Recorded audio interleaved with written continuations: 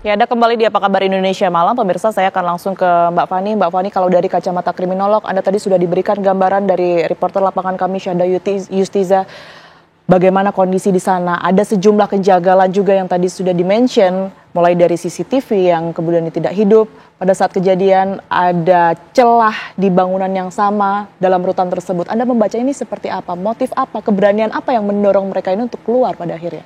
Ya, kalau ditanya mengenai motif ya, sepertinya mereka sudah mempelajari bagaimana kondisi di rutan tersebut. Jadi ketika mereka menemukan celah-celah kemungkinan lewat mana mereka keluar, kemudian mereka mengeksekusi hal tersebut. Jadi mereka tahu misalkan di ventilasinya, entah di tralinya bisa dibongkar, atau mereka tahu caranya bagaimana membuka hal tersebut, dan tahu ada gorong-gorong yang itu adalah aksesnya keluar. Itu yang menyebabkan mereka berani. Dan kalau kita menyambung lagi tadi pertanyaan Mbak Tiara ya, dan ke narasumber yang lain, bagaimana ada kemungkinan keterlibatan orang lain, itu juga membuat mereka, para tahanan dan narapidana ini berani untuk melakukan pelarian diri dari rutan tersebut.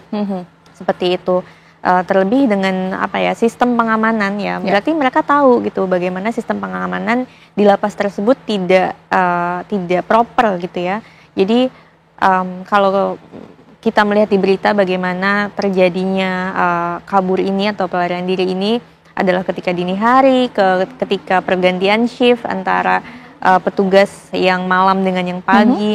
Itu mereka sudah pelajari oleh para tahanan dan narapidana yang kabur ini, yang menyebabkan mereka merasa punya kemampuan untuk mengelabui dan untuk membuat diri mereka bisa keluar dari rutan tersebut, Mbak. Kalau dari analisa Mbak Fani sendiri, memang ini kan bukan sehari dua hari ya, berikut juga perencanaannya begitu. Mereka harus menyiapkan alat-alatnya, membuka jalan untuk keluar begitu. Berapa lama kira-kira? Kalau Anda memperkirakan persiapan ini sampai pada akhirnya kemarin ya, pada Selasa dini hari mereka berhasil keluar.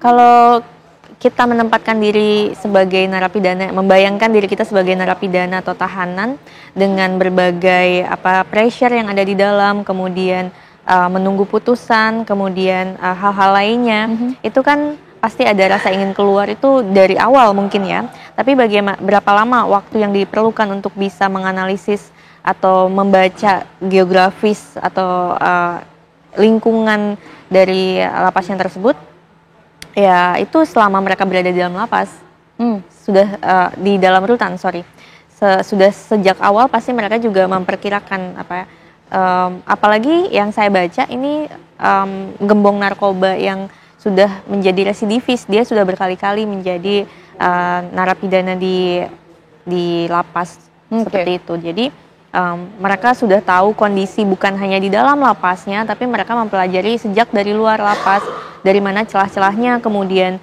gorong-gorong itu keluar dan aksesnya kemana, untuk baik itu menaiki kendaraan umum atau bertemu dengan tadi ada indikasi yang menjemput dan sebagainya. Jadi mereka sudah sejak awal, mungkin ya sekitar berbulan-bulan mereka sudah mempelajari itu semua. Karena 1 tahun kira-kira? 1 tahun lebih atau kurang?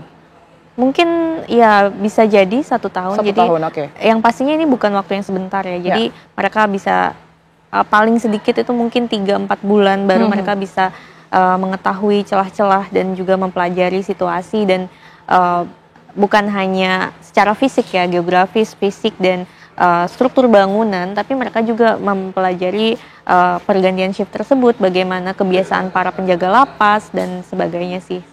Baik, tadi Mbak Fani menyebutkan gembong narkoba begitu yang juga salah satunya turut disoroti. Saya ingin ke Pak Sugiat. Pak Sugiat, dari hasil kedatangan dari Komisi 13 tadi, sebenarnya 7 orang ini siapa Pak Sugiat? Salah satunya dikatakan sebagai gembong narkoba, beberapa diantaranya residivis. Data Anda?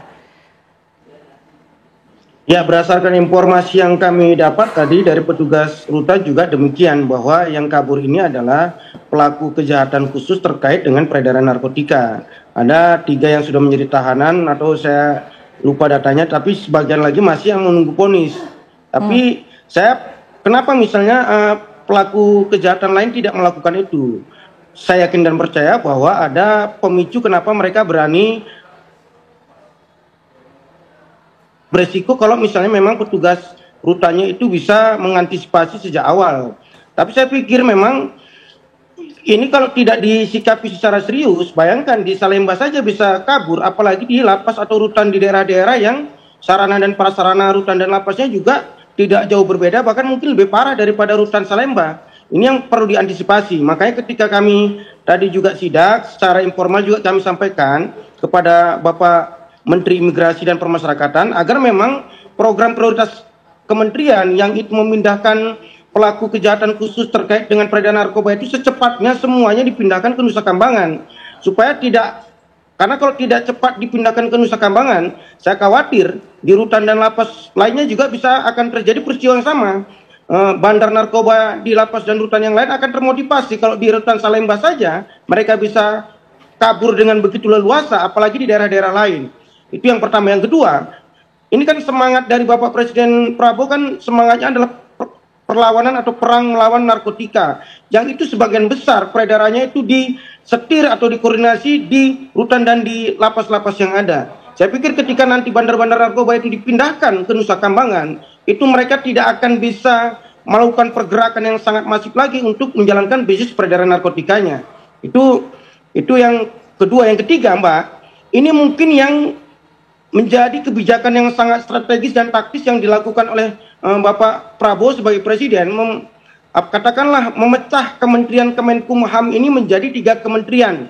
Yang pertama adalah Kementerian Hukum, Kementerian HAM, yang ketiga adalah Kementerian Teknis, adalah Kementerian Imigrasi dan Pemasyarakatan. Karena memang berdasarkan yang kita dapat, 3 kementerian ini kalau dijadikan satu kementerian itu tugasnya sangat besar, jangkauannya sangat besar, tidak bisa fokus. Tapi dengan dipecah ini, problematika akut dari masing-masing bidang pembangunan seperti pembangunan hukum, pembangunan HAM, dan pembangunan pembinaan imigrasi dan lapas itu bisa dijalankan lebih fokus supaya tidak terjadi lagi persoalan-persoalan yang selama ini kan persoalan over capacity, persoalan SDM yang satu orang itu mengurus dan mengawasi 100 sampai 200 narapidana. Itu kan kadang-kadang kan kita kasihan saja sama petugas lapas kita. Kalau sempat yang 100-200 ini kompak untuk katakanlah melakukan perlawanan terhadap satu petugas rutan atau petugas lapas, selesai permainan itu, Mbak. Kan? Itu yang harus kita selesaikan secara sistemik, sekali lagi terstruktur dan masif, bukan hanya di Salemba, tapi juga di rutan dan lapas yang ada di Indonesia.